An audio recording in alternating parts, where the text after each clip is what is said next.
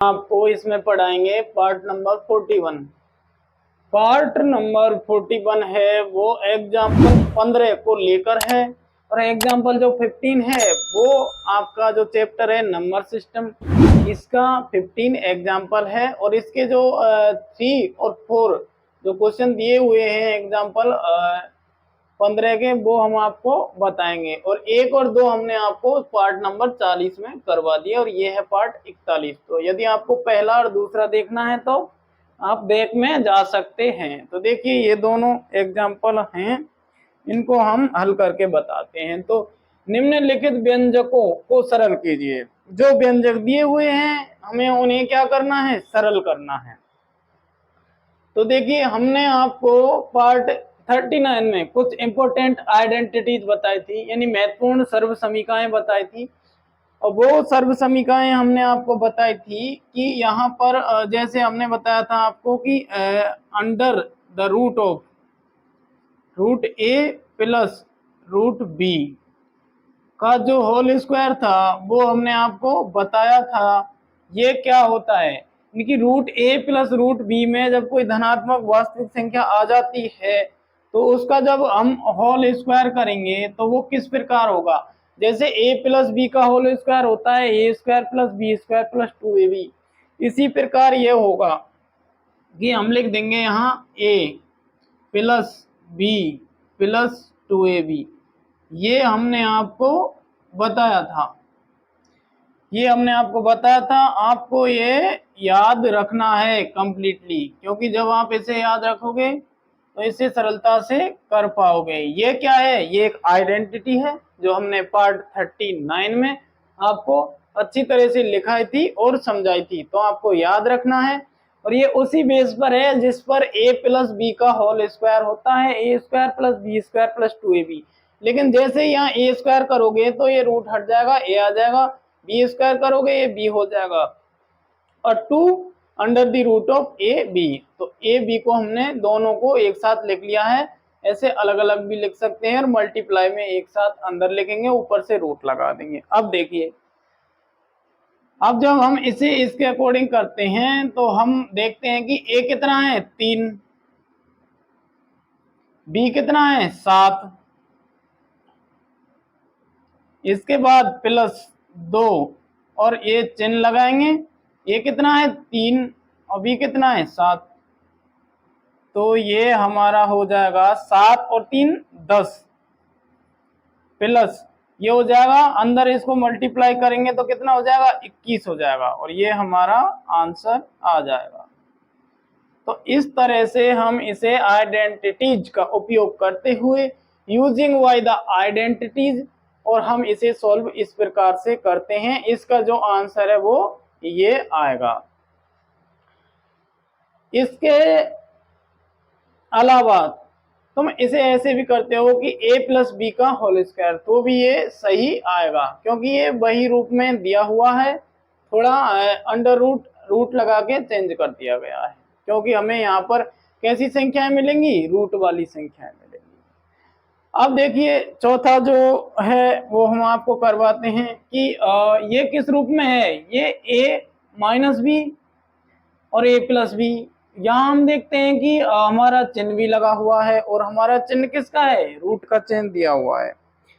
तो हमने आपको बताया था कि under root of a plus B, यानी कि जो रूट में रूट a माइनस बी और रूट a प्लस बी दिया हुआ है, तो हम उसे किस प्रकार हल करेंगे। तो हमने आपको अच्छी तरह बताया था, लिखाया था, हम दोबारा लिखा देते हैं, आप ध्यान रखिएगा। देखिए जब हमने बताया था कि कोई जब ऐसी संख्या आती है कि root a plus root B कोष्टक root a minus root B, इस तरह की जब कोई संख्या हमें दिखाई देती है, रूट a, देखिए इसको a मान लेंगे। हमने पहले बताया कि a और b को कोई धनात्मक पूर्णांक हम मान सकते हैं, तो a और b धनात्मक पूर्णांक 11 7 11 7 हो जाएंगे, 11 a हो जाएगा और 7 क्या हो जाएगा, b हो जाएगा।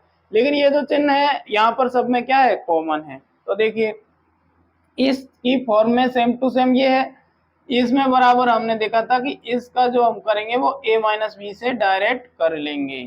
तो ये हमने आपको लिखाया था आइडेंटिटीज में, आपको याद रखना है, ये इम्पोर्टेंट है क्योंकि हमने उस पार्ट 39 को नाम दिया था इम्पोर्टेंट आइडेंटिटीज। तो आपको ये इम्पोर्टेंट जो आइडेंटिटीज है वो याद रखनी है, ये आपको आगे भी काम आएंगी।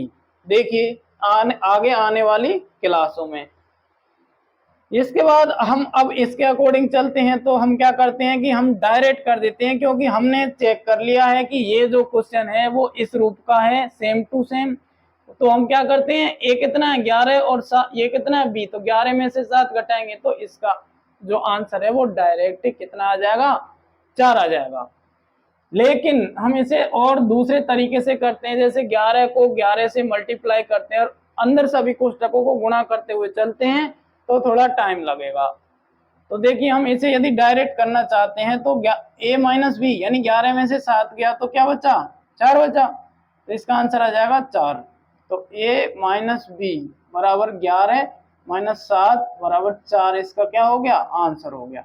लेकिन ये फर्स्ट स्टेप यानी आइडेंटिटीज का यूज करते हुए हो गया। दूसरा हम इसे करेंगे तो हम करेंगे कि जब हम ऐसे दो संख्याएं दी हुई हैं और बीच ऐसे कोष्टक लगा हुआ है, तो हम इसके अंदर जो संख्याएं हैं प्रत्येक संख्या को वहां पर दी हुई प्रत्येक संख्या से मल्टीप्लाई करते हुए और इसे हल करेंगे। तो देखिए जैसे कोष्टक के अंदर रूट 11 दिया हुआ है, तो इसे हम किससे गुणा करेंगे, 11 से। तो जब रूट वाली संख्या को रूट वाली संख्या से गुणा करते हैं तो जो साइन होता है वो हट जाता है और जो संख्या अंदर होती है वही आती है।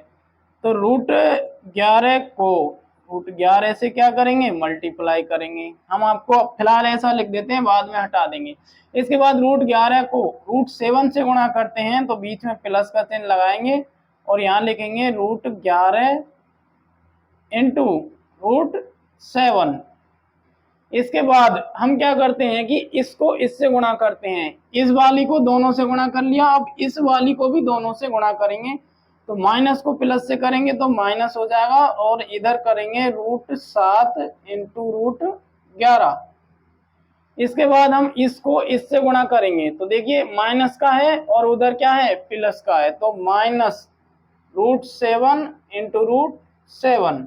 अब देखिए अब हम इसको करते हैं, तो 11 को 11 से करेंगे, यानी कि 11 को 11 से करते हैं तो 11 का स्क्वायर होता है 121 होता है। लेकिन यहाँ पर कंडीशन क्या है कि यहाँ पर तो ये दिया हुआ है कि यहाँ पर ये चिन्ह लगा हुआ है, जब ऐसा चिन्ह लगा हुआ हो तो हम वही आंसर आता है जो लिखा हुआ होता है, यानी सेम संख्या वाला। तो यहाँ 11 आ जाएगा प्लस 11 और 7, इसको अंदर मल्टीप्लाई करेंगे तो 11 7 77 हो जाते हैं और ये ऐसा हो जाएगा और प्लस और माइनस, माइनस का चिन्ह आ जाएगा और 11 को 7 से करेंगे तो ये 77 हो जाएगा माइनस। अब देखिए 7 को 7 से करेंगे तो 49 हो जाता है, लेकिन यहाँ पर चिन्ह लगा हुआ है तो 7 ही रहेगा और वो चिन्ह हट जाएगा।